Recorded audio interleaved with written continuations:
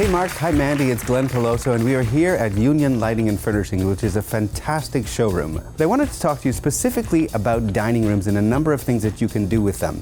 I particularly like this one, mainly because this is a fabulous example of what is well used in a small space, because in a small space what you want to do is have it look as open as it possibly can so you feel as though there's lots of space. With this particular table, because it has an open base, it's fantastic to be able to see through it, which means that you have all that work surface, but it doesn't have a lot of aesthetic weight. The other thing I love about this is the dining chairs, and you can see that on the feet of these chairs, the legs are actually lucite, and each one of the legs in the back, it's square, but in the front, it has this beautiful little cap in what looks like a nickel.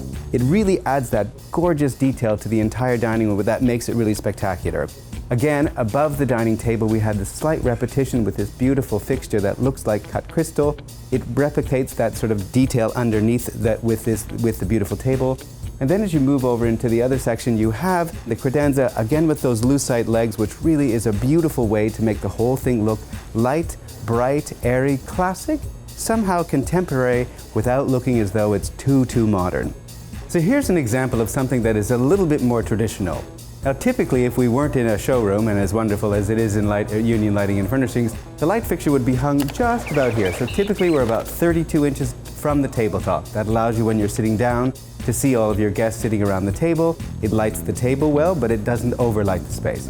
Often what happens in a dining room is you're not going to have the table set for everybody to come and eat. This is a perfect way to display having the whole table set up in the space so that it still looks well decorated, but it doesn't look overly cluttered. I particularly like this Lexington table for a couple of reasons. One, the gray color that seems to be stained into it is quite beautiful. And then each of the sections has its own frame. So when you take the center sections out, these are two leaves, the table gets, of course, smaller.